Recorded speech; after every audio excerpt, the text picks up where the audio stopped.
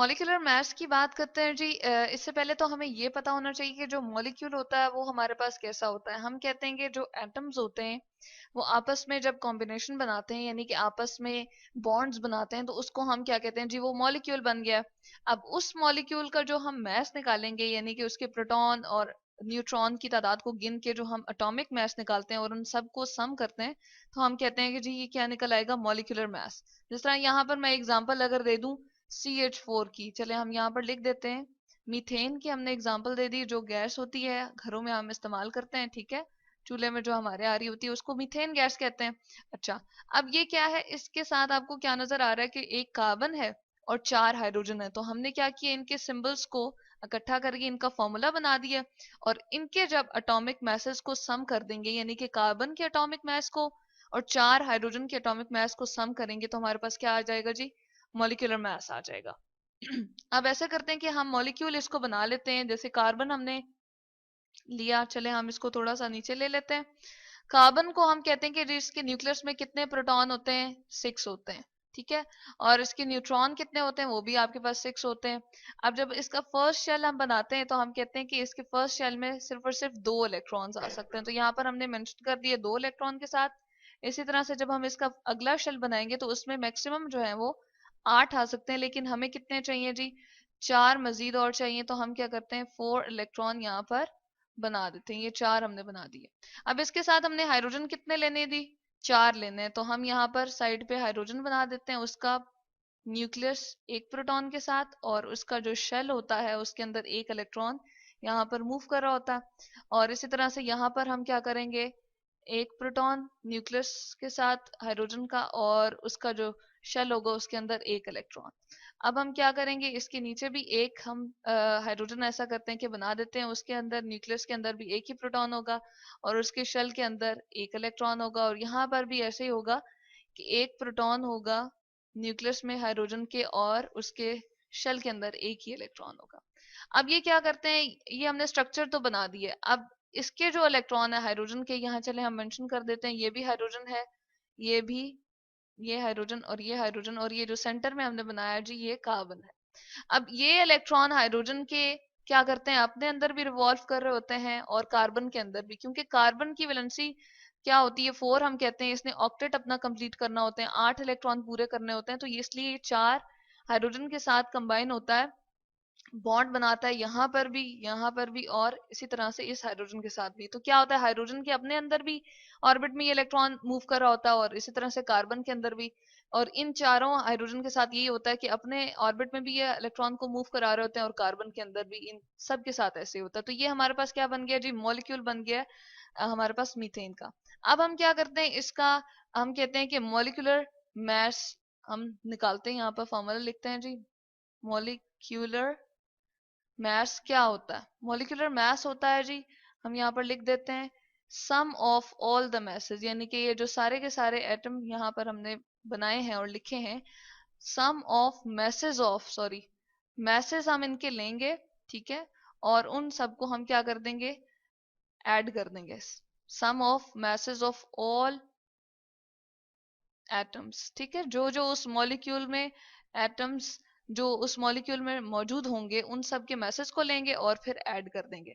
तो हमें यहाँ पर मालूम क्या होना चाहिए जी, उनके पहले एटॉमिक मास पता होने चाहिए, यानी कि जो जो एटम हम ले रहे हैं उनके एटॉमिक मास को किस तरह से निकालेंगे।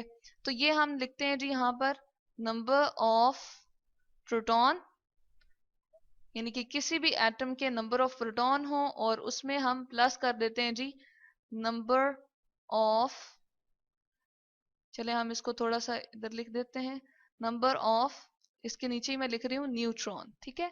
तो जो आपके पास आ जाएगा एटॉमिक मास, वो आप किस तरह से निकालेंगे, कार्बन का अगर हम निकालना चाह रहे हैं तो यहाँ पर मैं एटॉमिक की जगह AT लिख रही हूँ, इसकी एब्रीविएशन हम लिख देते हैं। चलें इसको हम पूरा लिख देते हैं, एटॉमिक मास ऑफ कार्बन अगर हम निकालें तो इसके नंबर ऑफ प्रोटॉन कितने हमने लिखे हैं जी, 6 लिखे हैं। हम यहाँ पर 6 कर देंगे, और नंबर ऑफ न्यूट्रॉन कितने हैं, वो भी अगेन 6 हैं। तो हम इन दोनों को जब प्लस करेंगे तो हमारे पास आंसर क्या आ जाएगा जी, 12 AMU। ये जो AMU मैंने लिखा है, ये एटम्स को उनके मैसेज को मेजर करने का यूनिट होता है। जब हम बहुत छोटे लेवल पे जाते हैं तो कार्बन का अगर आपने मास बताना है या हाइड्रोजन का मास बताना है तो आप किस यूनिट में हम जी बताने की कोशिश करते हैं, हम उसके लिए यूनिट लेते हैं AMU, एटॉमिक मास यूनिट। इसी तरह से अगर हम चले, यहाँ पर मैंने C नहीं लिखा, इसको कार्बन का सिंबल मेंशन कर देते हैं C। अब हम हाइड्रोजन का निकाल लेते हैं एटॉमिक मास। तो एटॉमिक मास ऑफ हाइड्रोजन की जगह में H सिर्फ उसका सिंबल लिख रही हूँ, यहाँ पर हमने H लिख दिया। और इसके पास जी प्रोटॉन एक ही होता है न्यूक्लियस में, और इसके पास न्यूट्रॉन कोई नहीं होता, तो हम क्या कर देंगे 0, और ये हमारे पास क्या आ जाएगा जी 1 AMU, यानी कि एटॉमिक मास यूनिट हमारे पास ये इसका आ गया है जी मास हाइड्रोजन का। अब हमने इसका क्या निकालना है, मॉलिक्यूलर मास CH4 का निकालना है, यानी कि जो हमने पूरा का पूरा ये मॉलिक्यूल लिखा था इसका मास निकालना चाह रहे हैं। तो मैं यहाँ पर लिख देती हूँ मॉलिक्यूलर मास, हम किसका निकाल रहे हैं जी, मीथेन का निकाल रहे हैं। मॉलिक्यूलर मास ऑफ CH4, यहाँ पर भी मैंने सिंबल मेंशन कर दिए मीथेन गैस के, C कार्बन का है और H जो है हाइड्रोजन का लिख दिया है। तो यहाँ पर क्या आ जाएगा जी, एटॉमिक मास हमने लेना है हाइड्रोजन का, ठीक है, एटॉमिक मास ऑफ हाइड्रोजन। अब यहाँ पर या चले हम पहले कार्बन ले लेते हैं, ठीक है, और कार्बन के लिए दोबारा से मैंने C लिख दिया है। इसके अंदर हम ऐड करेंगे जी एटॉमिक मास ऑफ हाइड्रोजन। अब यहाँ पर देखें हाइड्रोजन कितने हैं जी, 4 है हमारे पास हाइड्रोजन। तो हमें क्या करना पड़ेगा, इस सारे को हाइड्रोजन के लिए दोबारा से H का सिंबल लिख दिया, इस सारे को ये मैं ब्रैकेट शो कर रही हूँ, और इसको किससे मल्टीप्लाई करना पड़ेगा जी, हमें 4 से। तो चलें अब हम ऐसा करते हैं, इसकी कैलकुलेशंस कर लेते हैं। अब कार्बन का जो हमने यहाँ से मास निकाला था वो कितना था जी, वो 12 AMU था, एटॉमिक मास यूनिट दोबारा से बता देते हैं जी, ये हमारे पास एटम्स के मास को मेजर करने का यूनिट होता है।